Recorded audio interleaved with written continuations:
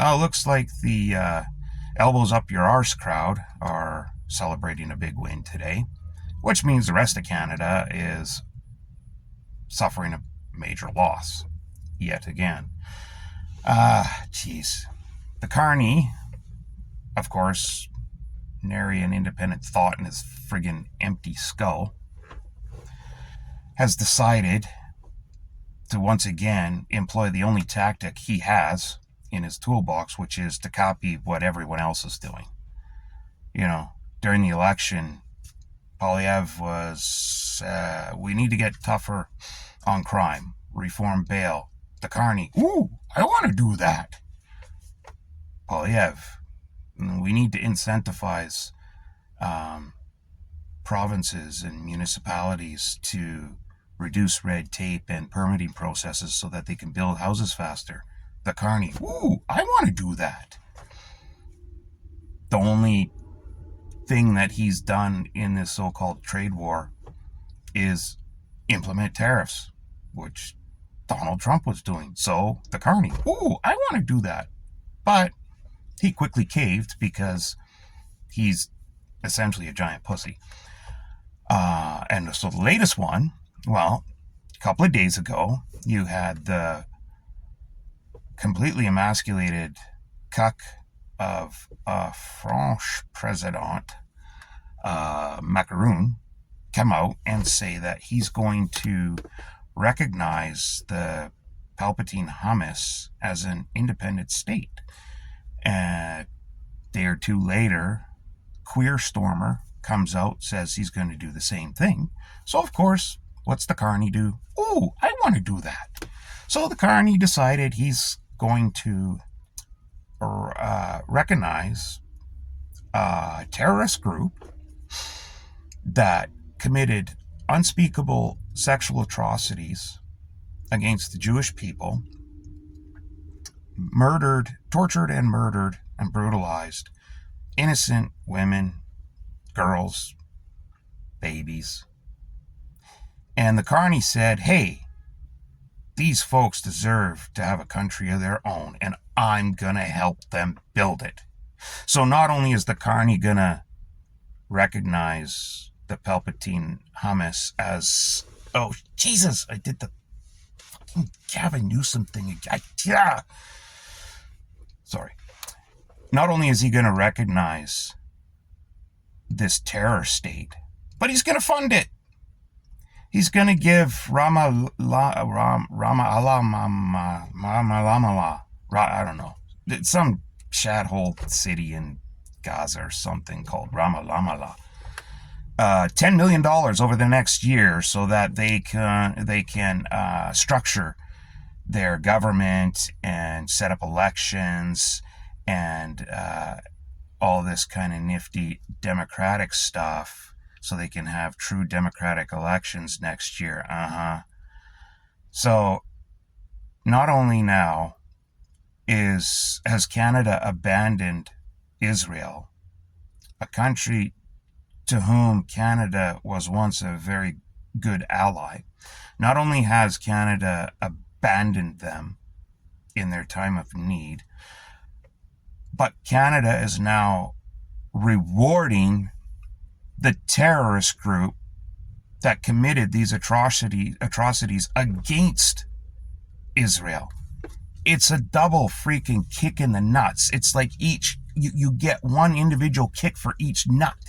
It's not just one sack punch. You get to punch each one individually. It's so gross. It's so gross. And as if saying, oh yes, we Canadians support the vision of Palpatine Humas as being an independent state. As if that isn't bad enough. Here's $10 million to help you commit more atrocities against the Jewish people. So now, the Carney government, and by proxy, Canada, has become a state sponsor of terrorism. Awesome. And not just that, but Canada has become a very close and important ally to these terrorists, these shat-stained, goat-humping, sand naggers. Uh, uh, the mind boggles, man. Not only is that bad enough, but we're actually going to be actively funding, bankrolling the global infrattata.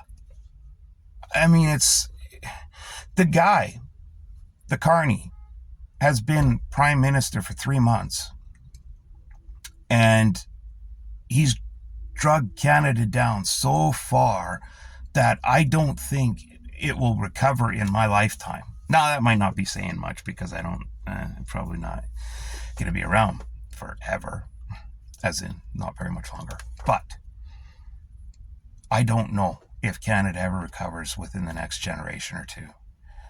We just taken such a hit over the last 10 years with numbnut. That was bad enough, but a lot of that was superficial crap that could be cleaned up in, maybe a decade or two.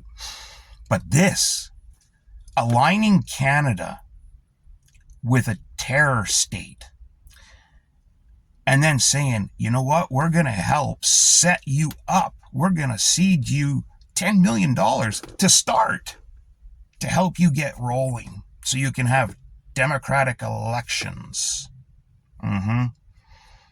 They had democratic elections just about 20 years ago. They overwhelmingly voted for Humas. When polled after October 7th, like 80% of them were happy that Humas did what they did and would love to see them do it again.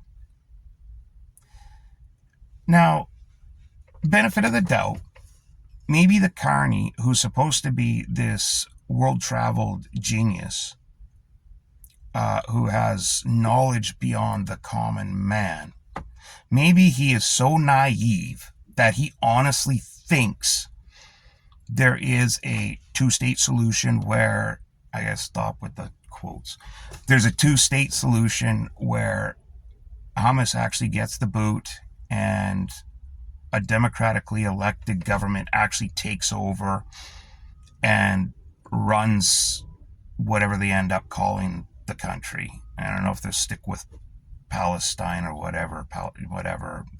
They'll probably hire some marketing group to rename it to get rid of the negative connotations and stigma of it. Now, perhaps that's what he has in his head. Maybe, perhaps, like I said, benefit of the doubt, maybe he honestly believes that is a possibility. But here's the deal.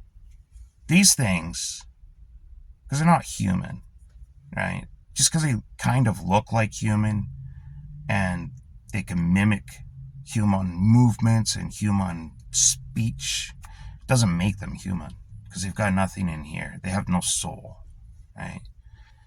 Because to do what they do, you can't have a soul. You just can't. These things don't play the short game. They've been fighting for well over 1,000 years in the name of radical Islami.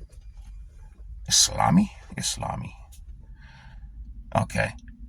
They don't play the short game. They play the long game, the really long game.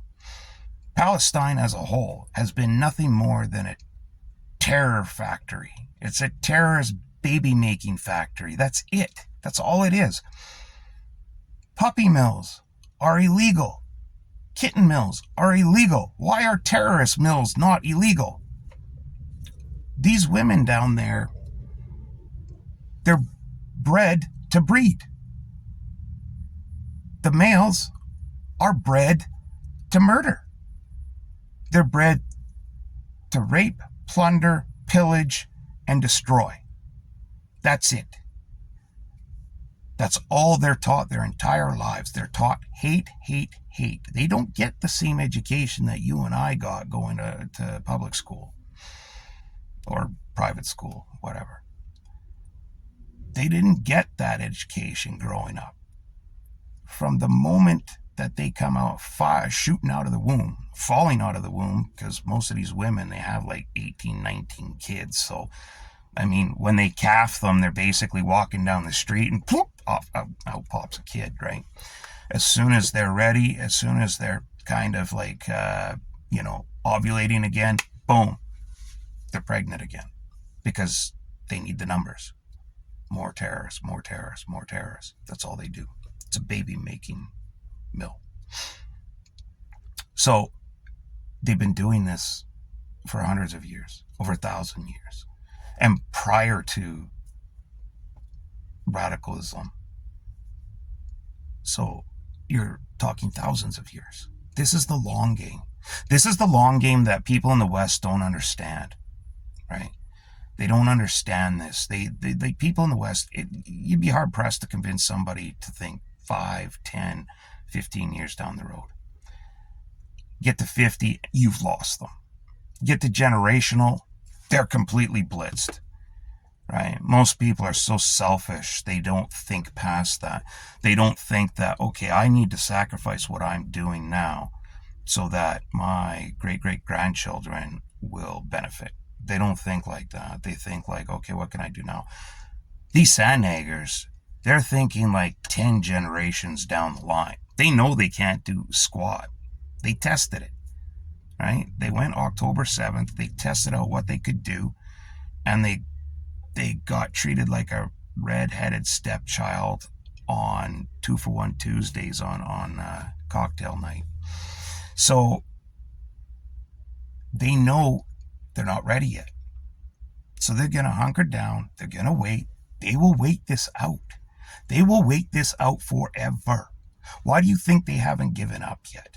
Why do you think that the leadership, that everybody has said, the U.S. has said, Qatar has said, part of the negotiations, Saudi Arabia, Egypt, all the countries around there said, if they walk, if the leadership of Humas goes and gets out, goes into exile, never pops their heads up again, we don't see them for a generation or two, things calm down, then whatever happens, happens.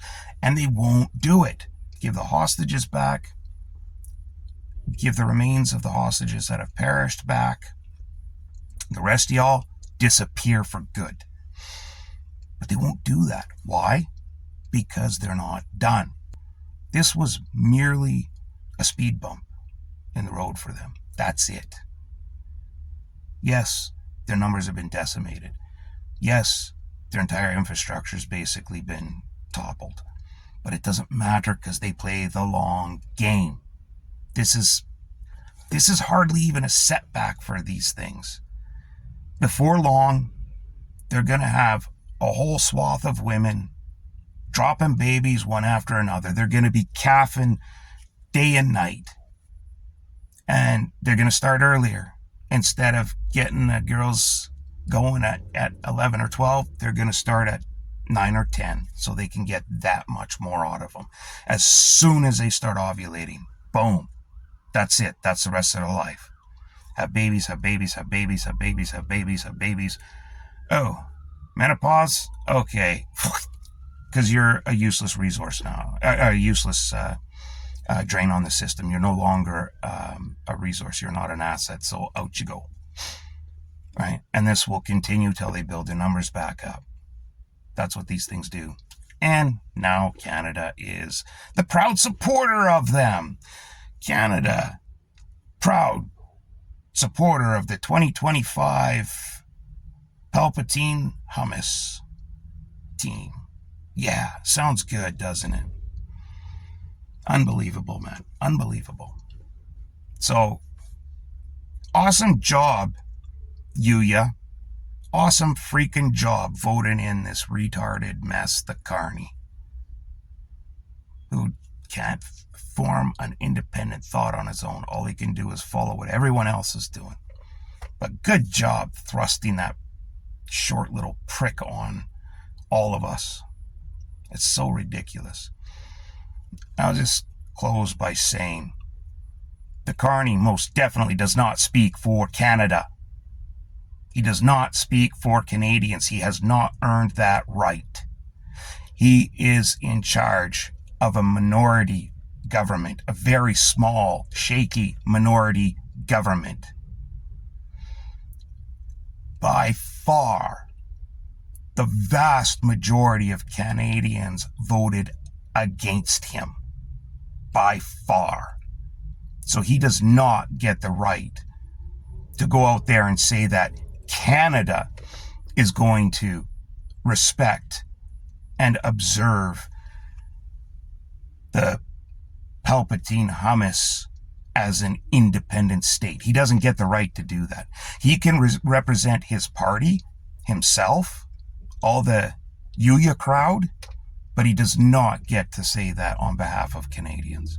Not until he runs an actual election with a platform on his own where he doesn't lie through his teeth and where he doesn't have the media covering for him every step of the way. Until that day, and he wins a majority mandate where majority of Canadians vote for him, until that day happens, he does not get to speak for Canadians.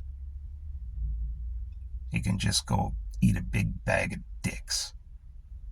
I'll have to probably share it with Numbnut, but nonetheless, little 4'8" hobgoblin has not earned the right to say he represents Canada, and therefore he has not earned the right, or the privilege, I should say. He has not earned the privilege to speak on behalf of all Canadians. This was merely a road bump. Sorry.